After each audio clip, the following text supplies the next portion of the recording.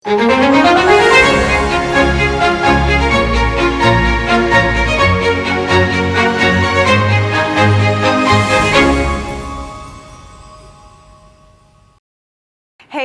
sahabat Prudential, back to back with me Vania Valencia. Dan seru banget nih karena di episode kali ini aku akan mendatangkan salah dua seseorang yang tentunya akan membahas tema kali ini seperti di judul ya, yaitu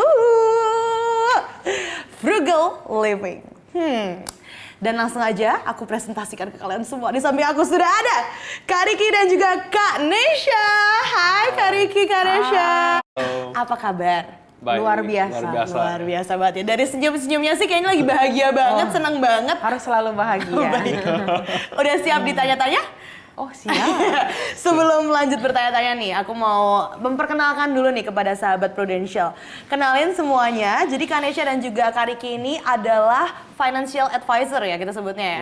Yes. Dan tentunya kita akan bertanya-tanya lebih jauh lagi nih, terutama buat Gen Z di luar sana yang pengen tahu cara ngatur duit kayak gimana. Apalagi kan kalau Gen Z tuh paling sering boros ya, termasuk saya gitu. Jadi saya perlu banyak tips dan juga pengen tahu lebih lanjut tentang frugal living dan juga investasi yang benar itu seperti apa.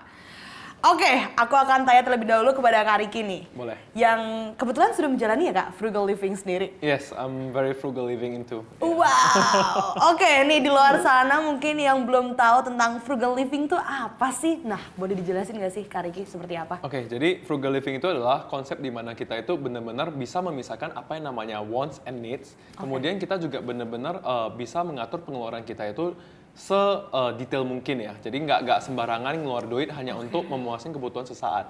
Oke, berarti intinya lebih ke pengeluarannya dikeluarkan untuk kebutuhan ya. Memang yang diperlukan kan? Yes. Oke, bukan keinginan apapun yang misalnya lagi pengen beli Air Jordan atau apa gitu, Bener. enggak ya?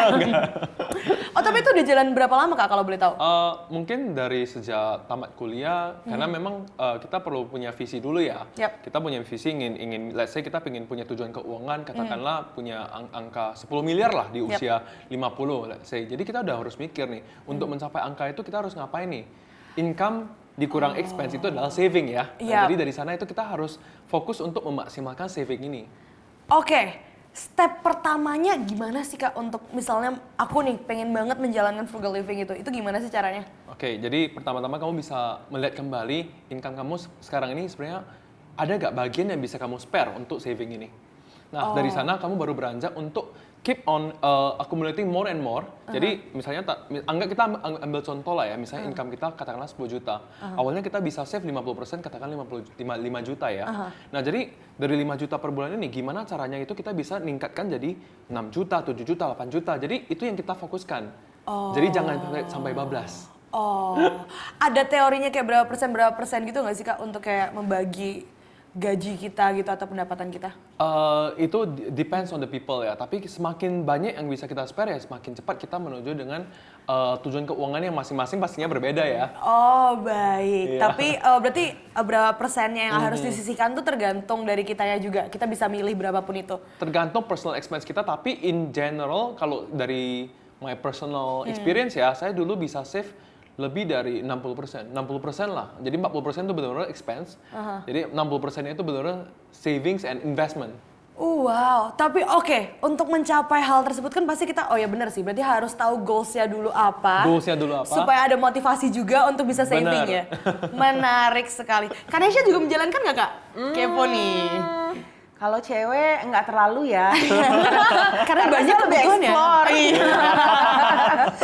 Tapi ini menarik banget sih, karena kan memang perlu dilakukan nih, terutama untuk anak muda sekarang yang mungkin apalagi nih Gen Z kan banyak banget FOMO-nya, kayak pengen banget ngikutin tren-tren yang ada, beli baju baru, terus juga ngikutin konser-konser, liburan ke sana sini. Ada tips and trick gak sih Kak untuk kayak menjalani frugal living ini supaya termotivasi gitu tuh untuk menghemat gitu? Oke, ya saya yakin memang kalau namanya Gen Z atau ya karena kebetulan saya juga masih milenial ya, belum saya masih bisa memahami mindset mereka di mana itu ya pengeluaran itu pengeluaran itu ada yang nggak bisa di stop gitu, which is ya kalau kita ikut dengan FOMO teman-teman kita yang lagi enjoy life, kita juga harus ikut, tapi di satu sisi kita harus mikir nih sampai kapan kita mau ikut. Satu, jadi kita harus ada deadline nih. Deadline-nya pertama, kedua adalah kita harus mikir sebenarnya apakah kegiatan-kegiatan yang kita ikuti itu bisa berkontribusi terhadap kenaikan income kita. Misalnya nih, jadi ketika kita ikut traveling itu, kalau memang kita ikut traveling dengan orang-orang yang bervisi ingin maju, itu bisa jadi salah satu cara untuk networking, bener ya? Iya, betul. Karena nggak ada orang networking itu di situasi yang sangat kaku juga. It's always start with fun, and then you become friend, and then opportunity bisa datang. Jadi kita harus bisa membedakan dulu apa yang memang benar-benar produktif dan apa yang tidak produktif. Nah, jadi tips yang paling utama adalah tentukan dulu deadline-nya itu kapan, sampai kapan kamu benar-benar hanya ikut-ikutan. Next-nya kamu boleh start pikirin apakah memang ini bisa berkontribusi terhadap income kamu ke depan, savings kamu bisa lebih banyak nggak? Oke? Oh, oke, betul. Itu menarik banget sih. Nah, kalau frugal living sama minimalis tuh beda atau sama sih, Kak? Kan ada juga tuh yang kayak hidup minimalis nih, semua harus minim gitu loh. Itu Mungkin dari Beda ya frugal living sama minimalis Itu beda ya? Itu beda. Nggak bisa kita samain Oh, ya, iya. tergantung dari sisi mana dulu nih Fania. Oh, baik. Kalau misalnya dari segi, ya itu tadi pendapatan, misalnya kita mau saving gitu, itu bedanya apa sih, Kak, kalau frugal living sama minimalis itu? Nah, kalau frugal living itu kan dia bukannya pelit ya, Yap. Fania. Jadi dia tuh hanya sesuai dengan kebutuhannya dia. Tapi kalau misalnya minimalis, biasanya itu antara pelit atau memang dia menyesuaikan kehidupannya gitu ya. Beda-beda tipis ya, Beda-beda minimalis tipis sama pelit ya. Iya. Oh, baik. mungkin lebih sedikit menambahkan ya tadi ya, kalau minimalis itu benar-benar mungkin lebih ke lu udah tahu nih, misalnya badan kita kan cuma satu ya, mungkin kita cuma perlu baju itu berapa sih? 7. Jadi kita nggak exceed that kind of amount. Kita nggak melebihi gitu. Jadi kalau memang 7 pasang baju, kita keep with that amount, kita nggak akan menambah lagi di sepanjang hidup kita. Kalau misalnya tambah pun kita harus mengurangi yang 7 itu. Ngerti ya? Misalnya kita tambah 1 pasang nih, nanti pasangan yang udah agak lama nih, bajunya harus dibuang. Oke. That's minimalism. Yeah. Iya, karena banyak banget ya persepsi kalau misalnya frugal living tuh hidup pelit gitu kan. Padahal sebenarnya enggak ya. Itu lebih kayak gimana cara kita untuk mempertimbangkan tabungan yang ada untuk masa depan kita sendiri gitu kan. Bagaimana cara kita memilih apa yang dibutuhkan dan apa yang diinginkan gitu. Kayak apa yang perlu, apa yang tidak gitu kan, Kak. Oke. Tadi cara awal pertama kali untuk frugal living adalah membagi pendapatan yang kita punya ke tabungan. Nah, aku penasaran nih, Kak. Tabungannya ini tuh tabungan apa nih yang perlu ditaruh? Misalnya kita udah ada masukan, terus habis itu kita mau save beberapa persen dari tabungan kita, itu baiknya tuh ditaruh di mana sih, Kak? Atau kayak ya udah kita bikin 2 tabungan, 1 buat tabungan kita, atau baiknya kita investasikan, atau gimana sih, Kak, untuk menjalani frugal living sendiri itu? Alright, jadi kalau tabungan ya, yang namanya tabungan itu pastinya bisa ditaruh di berbagai instrumen keuangan, tapi kalau memang nominalnya belum seberapa ya, maksudnya dalam ini konteksnya sebelum seberapa itu ya, kita bilang cocok untuk 6 bulan biaya hidup. I think lebih bagus ya dimasukin ke tabungan normal aja, nggak usah ada ya karena kalau kita masukin ke sesuatu yang mengikat, nanti kalau memang kita masih butuh kan akibatnya nanti daruratnya kita nggak bisa tarik keluar kan, which is agak dangerous di sana. Jadi menurut saya tabungan itu sebaiknya itu taruh di sesuatu yang masih liquid dan bisa kapanpun ditarik. Nah, setelah 6 bulan ini kita ada spare, baru kita mulai fokus ke proteksi, atau kita juga mulai fokus ke investasi gitu loh. Oke, berarti awal baiknya, apalagi untuk pemula, mendingan di tabungan biasa yang bisa liquid tarik dan juga kalau misalnya diperlukan bisa diambil lagi lah gitu kan. Yes. Oke, baru setelah itu kalau misalnya udah banyak nih, kira-kira bisa udah nggak aktif lagi untuk digunakan, bisa dilakukan investasi lainnya ya, yang bisa berbunga gitu. Lebih tepatnya di atas dana darurat 6 bulan, baru kita mulai spare untuk investment. Nah, jadi kalau misalnya investment ini kan sangat bergejolak ya, fluktuatif. Ketika dia down, kita nggak mungkin langsung tarik kan. Kan kalau kita jual dengan keadaan rugi, berarti kita loss. Which is sometimes kita hanya boleh memakai yang memang dari cash flow harian kita, cash flow bulanan kita, ataupun dari dana darurat yang kalau memang darurat gitu, rugi. Oke, ngerti. Oke, aku sebenarnya pengen membahas soal itu, tapi sebelum itu aku balik lagi sedikit nih tentang frugal living. Apa sih yang bisa disebut dengan frugal living? Apakah dengan expense kita makan tuh juga dihitung kayak kira-kira kita misalnya dalam sebulan, kan ada tuh aku sempat lihat, Kak, ada satu keluarga yang dia menjalani frugal living. Jadi dia itu sampai kayak makan dalam sebulan keluarga tuh dibatasin 2,5 juta untuk ayah, ibu, dan anak. Terus habis itu kayak belanja ekstrim banget. Terus habis itu kayak belanja dibatasin berapa juta gitu. Nah, sebenarnya untuk definisi frugal living sendiri tuh apakah sampai segitunya atau gimana sih, Kak? Kayak kita kalau misalnya mau menjalani frugal living selain menyisihkan tabungan kita gitu. Nah, balik lagi kita ngomong ke yang awal tadi, di Goals-nya. mana kita bilang goals-nya.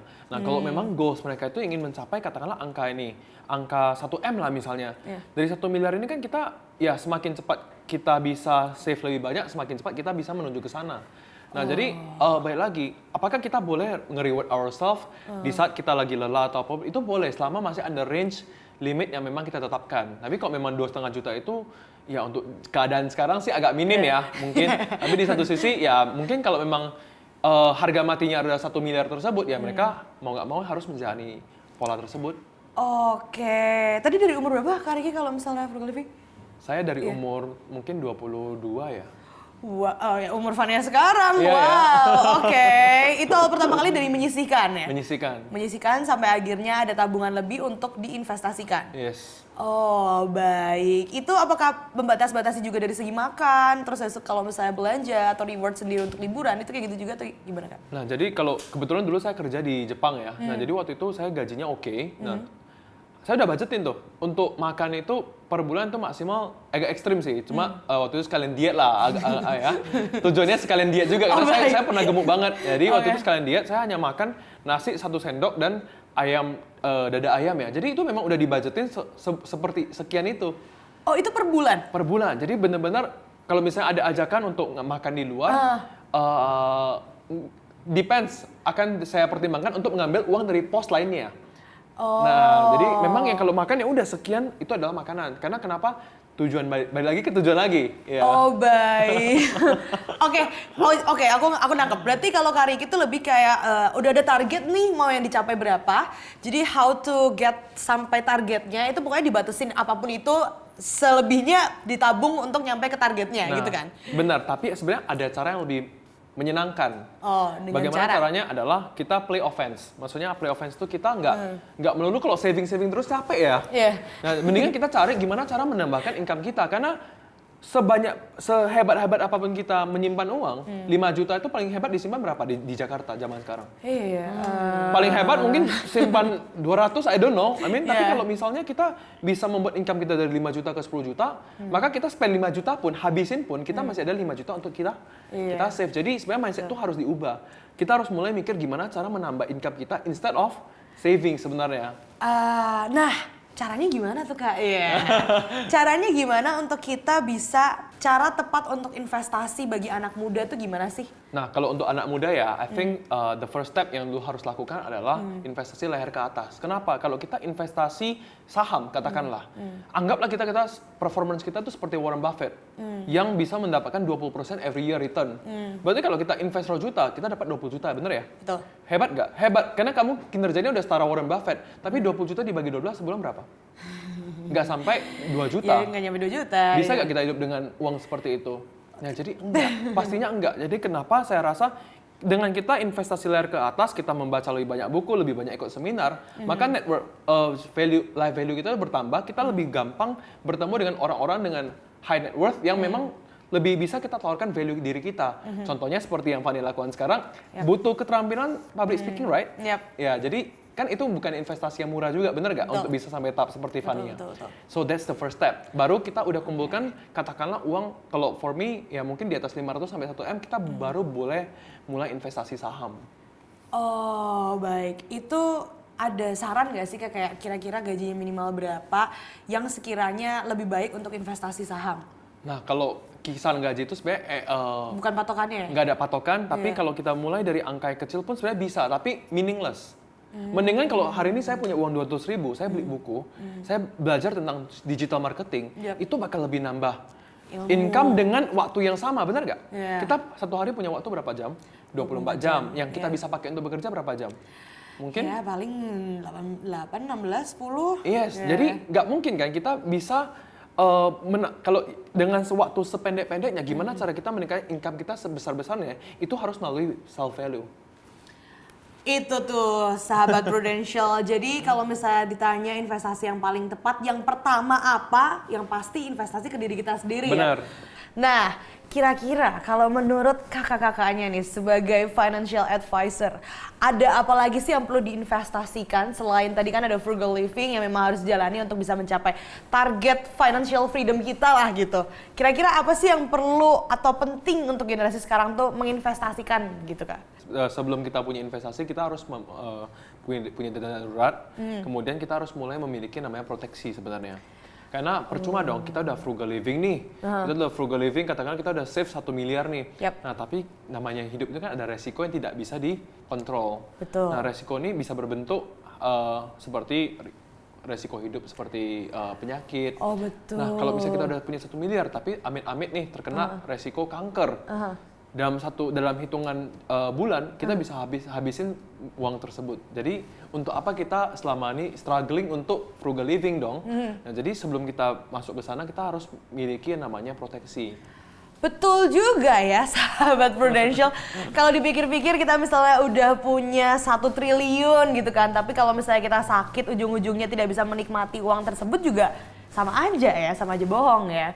Dan tentunya kalau misalnya biaya rumah sakit tadi kalau misalnya ngomongin soal penyakit ya, emang lumayan kan biayanya juga pasti pengeluarannya banyak, ujung-ujungnya uang yang sudah dikumpulkan dihabiskan hanya untuk kesehatan. Bayar rumah sakit.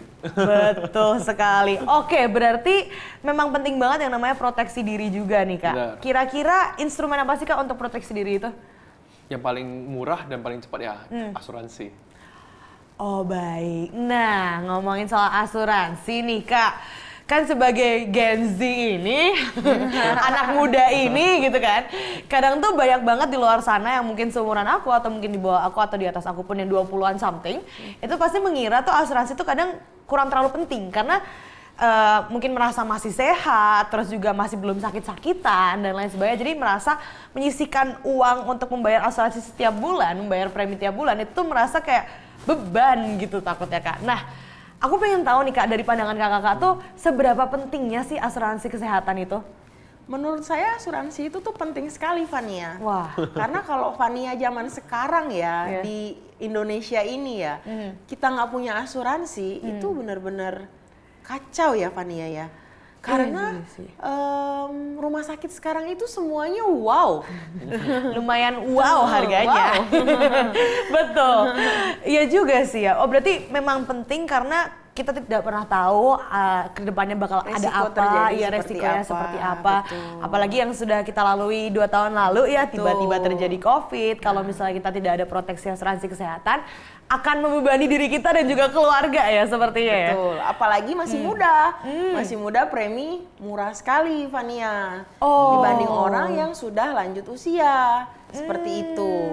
Dan kalau masih muda, misalnya memang kita nggak ada sakit dan lain sebagainya macamnya, kita kan tidak kena medical check up dan lain sebagainya macamnya. Seperti itu. Baik. Oke, mungkin untuk sahabat Prudential yang belum tahu sama sekali dan awam sekali sama asuransi nih Kak. Jadi premi itu tuh memang berbeda-beda ya Kak. Pasti. Tiap orang ya pastinya. Tiap ya? orang, tergantung usia. Oh baik. Tergantung tingkat resiko pekerjaan. Tergantung juga dengan merokok atau tidak merokok, Oh, itu semua ada berpengaruh. ketentuan-ketentuan berpengaruhnya di asuransi, Fania. Oh baik. Nah, oke, yang mungkin belum tahu nih premi itu apa sih? Nah, premi itu biaya per bulannya kan ya Kak? Yes, Betul ya? betul, biaya per bulan. Biaya per bulan untuk kita mendapatkan benefit dari asuransi tersebut apa saja gitu. Oh baik. Nah Kak, ngomongin soal asuransi kesehatan nih Kak. Aku tuh dengar-dengar banyak banget yang lagi pada ngomongin, kan ada asuransi kesehatan tradisional dan ada juga asuransi kesehatan yang PD ya. Bener ya penyebutannya? PAID. PAID, oke. Iya. Nah kira-kira tuh bedanya apa sih Kak yang PAID sama asuransi kesehatan tradisional? Nah, kalau kesehatan tradisional itu dia itu lebih ke biaya asuransinya aja yang kita tekankan untuk premi per bulannya. Sehingga kalau misalnya biaya per bulan itu kita tekankan biaya asuransi aja, berarti kan seiring tahun berjalan tahun kita akan bertambah usia dan biaya asuransi itu juga ada kenaikan. Betul. Nah, sedangkan PAID itu adalah produk asuransi yang dikaitkan dengan investasi. Nah, tapi balik lagi bahwa kita itu saya sebagai agen asuransi saya akan bilang kepada nasabah saya bahwa ini untuk proteksi kesehatan. Ini bukan untuk investasi. Nah, Oke. investasi yang ada di Paidi ini akan kita sangkutkan kepada jika suatu hari nanti ingin cuti premi, uang yang ada di investasi yang memang tidak ada seberapa bisa kita pakai untuk membayar biaya asuransi sementara waktu, seperti baik. itu. Oke, sahabat Prudential yang belum tahu, kalau misalnya di asuransi kesehatan yang tradisional, biasanya kalau cuti premi itu tuh mereka ada biayanya lagi ya? Betul. Nah, sedangkan kalau misalnya di Paidi tadi, itu Maaf, kalau di produk tradisional kita tidak bisa untuk cuti premi, Fania. Oh. Karena produk tradisional itu isinya hanya tentang biaya asuransi saja. Aha. Sehingga sudah pasti lebih murah dibanding dengan Paidi yang ada kaitannya dengan investasi. Seperti itu. Jadi Nah. ketika misalnya ada sewaktu-waktu ekonomi tidak cukup untuk bisa membayar preminya, itu Yes. akan dinonaktifkan langsung. Betul, itu kalau kita ngomong tentang tradisional ya, Iya. karena dia sistemnya hanya isinya biaya asuransinya saja. Oh baik. Seperti itu. Tapi kalau misalnya kita ngambil yang Paidi, sewaktu-waktu misalnya mau cuti premi itu bisa karena Ya. kita juga udah membayar biaya investasinya juga. Seperti itu kurang lebih. Oh baik, menarik. Kalau investasinya nih Kak, ngomongin soal investasinya itu bisa memilih nggak sih Kak? Kayak misalnya maunya reksadana pendapatan tetap aja deh, atau reksadana yang lain gitu, atau memang sudah dipilihkan dari pihak asuransinya? Nah, nanti kita akan bertanya beberapa pertanyaan apakah Fania masuk dalam kategori moderat atau high atau apa dan lain sebagainya. Jadi nanti kita akan bagi fund yang ada di investasi Paidi tersebut. Seperti itu. Oke, nah tadi ngomongin soal ada biaya investasinya juga, tapi itu bisa ditarik tunai nggak sih Kak sebenarnya? Nah, itu Iya. balik lagi ke kita masing-masing. Jadi, ada beberapa nasabah yang konsepnya gue nggak apa-apa Nes, bayar seumur hidup. Tapi nanti di tahun ke-10 gue pengen tarik dong sedikit uang yang ada terbentuk di investasi tersebut. Boleh, Fania boleh. Jangan lupa sisain. Tapi, saya selalu menyarankan nasabah saya itu hanya untuk cadangan dana darurat. Oh, Ya, jadi oke. ketika nanti suatu hari misalnya nasabah mengalami keterlambatan bayar dan lain sebagainya, karena itu investasi sudah terbentuk di Paidi tersebut, itu akan dipakai untuk membayar biaya asuransi pada saat itu. Oke, Seperti itu.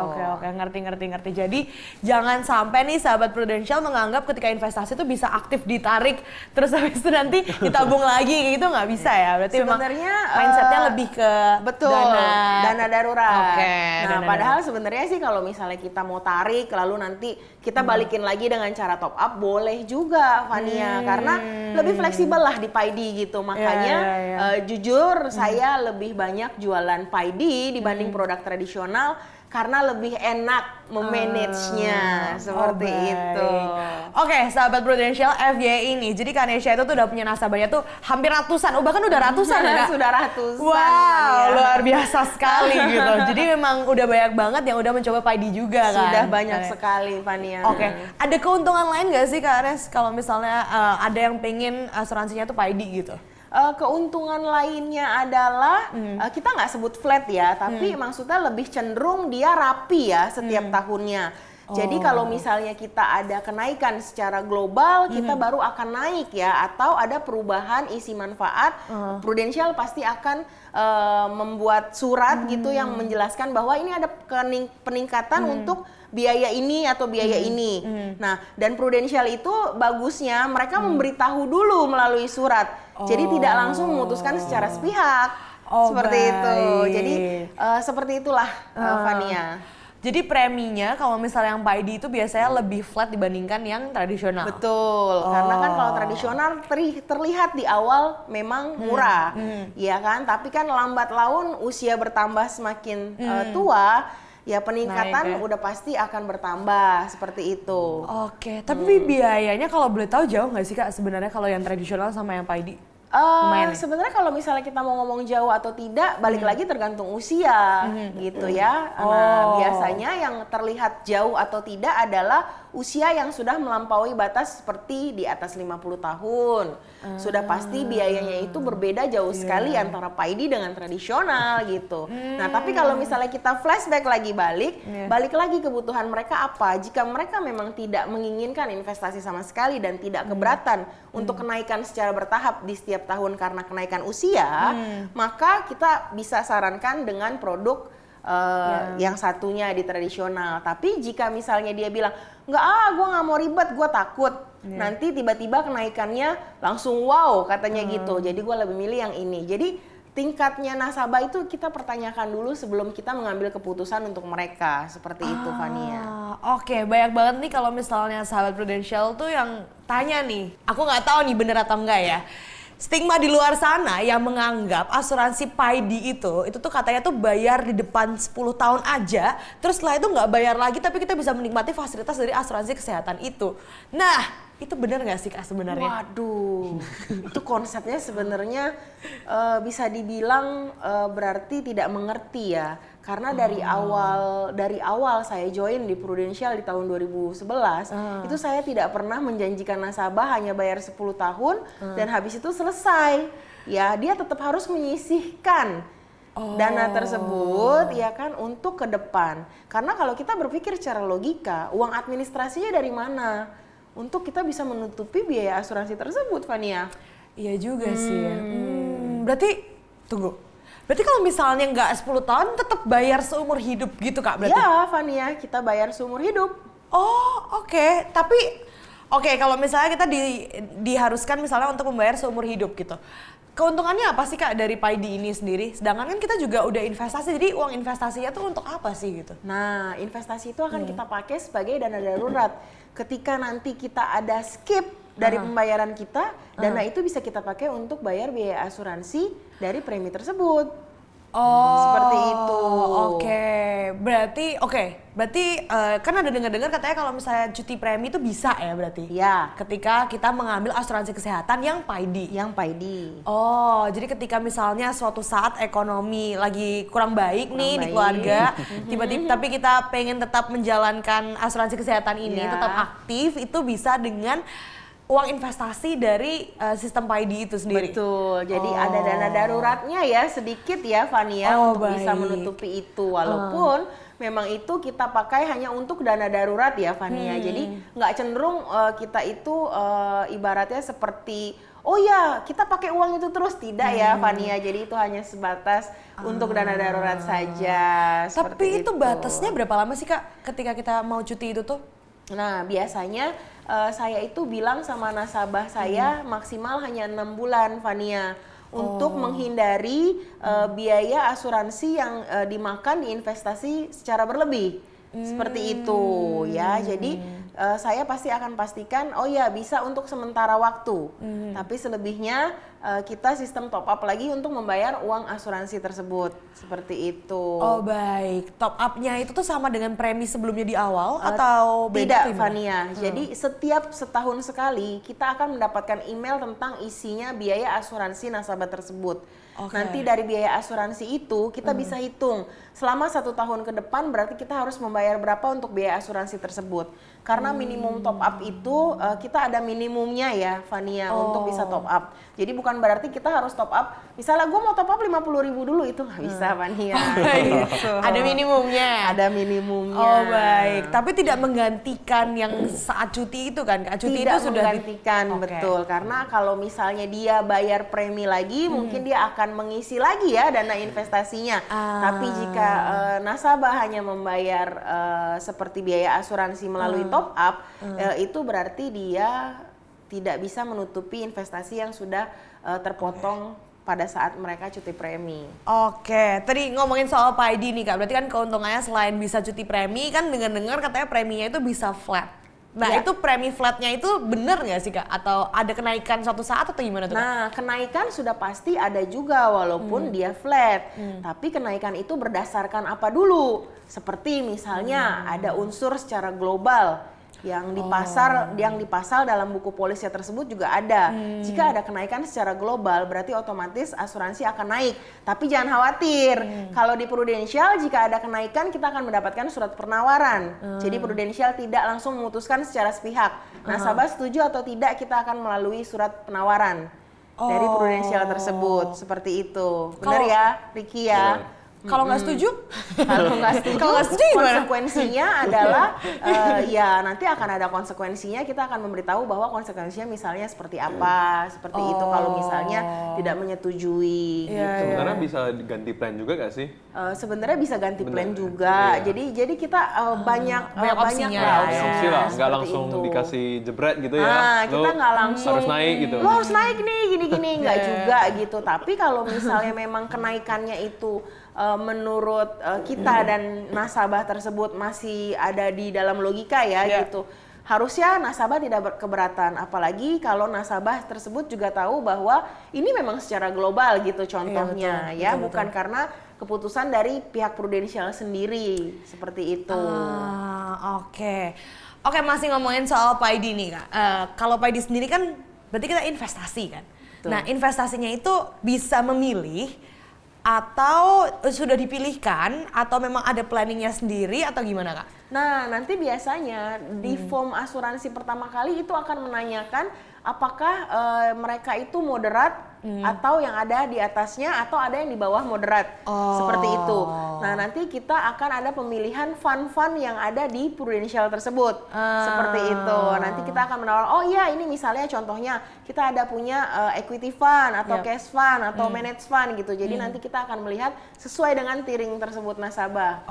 Gitu. Tergantung pribadi nasabahnya, apakah dia yang termasuk seorang yang berani high risk Yes. atau yang tidak atau yang betul. bagaimana gitu ya? Betul, Fania. Oh, baik. Menarik. Nah, ngomongin soal tadi nih yang isu itu tuh. Ini ada hubungan nih sama frugal living nih berarti Kak? Ya. Karena dengan kita investasi itu kan berarti kita menyisihkan kan? Ya, menyisihkan uang kita untuk masa depan kita gitu. Iya, betul. Seperti yang tadi diberitahukan sama Kak Riki nih. Iya. Kalau frugal living sendiri itu memang kita menyisihkan uang kita untuk bisa mencapai financial freedom yang kita mau, ya kan? Nah, kalau pandangannya Kak Riki tuh PAID ini berguna nggak sih Kak? Dalam hubungannya ada hubungannya juga nggak sih Kak sama frugal living sendiri? Gitu? Sebenarnya sangat berhubungan ya dengan kita memiliki asuransi PAID ini, kita otomatis lebih banyak menyisihkan uang untuk hal-hal yang memang kita butuhkan ke depannya dibandingkan hal-hal yang kita inginkan. Setuju ya? Kalau misalnya kita ada spare uang 1 juta nih, kalau kita ada pilihan untuk membeli sesuatu yang ngasih kita instant gratification atau menabung mungkin atau disisihkan ya, mungkin lebih nyaman itu membeli sesuatu yang terlihat sekarang, tapi yang sebenarnya harus kita lakukan untuk bisa tetap menjalani frugal living adalah kita menyisihkan ke investment ataupun apapun yang berbau untuk membuat nilai kita itu bertambah. Betul sekali. Selain menyisihkan untuk tadi investasi ke diri kita, kita juga harus punya investasi proteksi diri yang lebih penting lagi untuk masa depan kita ya Kak. Bener. Salah satunya adalah investasi kesehatan di PAID tadi. PAID selain mendapatkan proteksi diri, bisa investasi untuk kedepannya. Ya. Luar biasa. Oke, ini menarik banget ya. Jadi dari frugal living, akhirnya kita juga membahas tentang proteksi diri sampai ke asuransi kesehatan dan ada asuransi kesehatan PAID. Itu ternyata semuanya berhubungan dan memang sangat penting terutama untuk generasi muda saat ini. Menarik banget, terima kasih banyak sebelumnya untuk Karesya dan juga Kak Riki. Aku mau tanya nih kira-kira terakhir nih, ada nggak sih Kak pesan-pesan dari Kak Riki dan juga Karesya yang mungkin sekarang udah mencapai financial freedom-nya untuk anak muda sekarang nih? Gimana sih caranya untuk bisa mencapai ke hal itu gitu? Karena kayaknya semua orang pasti pengen juga gitu punya momen dimana kita uang yang bekerja untuk kita begitu loh, bukan kita yang bekerja untuk uang gitu kan. Nah, ada nggak sih Kak tips-tipsnya dan juga pesan-pesannya boleh disampaikan? Untuk mencapai financial freedom itu kan intinya adalah kita memiliki passive income yang bisa menggaji biaya bulanan kita. Benar-benar bisa menutupi semua biaya bulanan kita. Nah, untuk menghasilkan passive income ini dari mana? Pastinya kita harus memiliki aset. Aset itu berarti harus dibeli dengan apa? Uang. Nah, jadi untuk bisa menghasilkan, kita harus cepat-cepat menghasilkan sebanyak-banyaknya uang. Nah, itu butuh sacrifice. Nah, sacrifice jangka pendek untuk kenikmatan jangka panjang. So, Oke, menarik. Berarti kita harus bekerja terlebih dahulu, tapi juga jangan lupa untuk menyisihkan untuk masa depan kita. Seperti itu? You can say like that. Oke, lanjut. Kalau dari Karesya gimana tuh Kak? Kalau dari saya untuk sahabat prudensial terutama Gen Z ya, harus ingat juga ya bahwa dengan kita investasi di proteksi PAID ini, kita juga bisa ibaratnya meringankan beban orang tua juga ya, Fania. Karena kita harus ingat, ranjang yang paling mahal di dunia ini adalah ranjang rumah sakit, teman-teman. Wih, betul juga. Iya. Bener juga ya, ketika misalnya seperti yang dibilang tadi ya, kalau misalnya kita udah mencapai financial freedom tapi kita nggak punya proteksi diri, duitnya habis di ranjang rumah sakit. Jadi sahabat Prudential, jangan lupa selain kita bekerja keras mendapatkan duit, jangan lupa kita juga menyisihkan beberapa untuk proteksi diri kita di masa depan. Terima kasih banyak sekali lagi untuk Karesha dan juga Kak Ricky. Semoga informasi yang disampaikan bisa berguna untuk kita semua. Dan jangan lupa untuk selalu menginvestasikan apapun yang kita punya juga untuk masa depan kita bersama. And see you on next episode. Bye!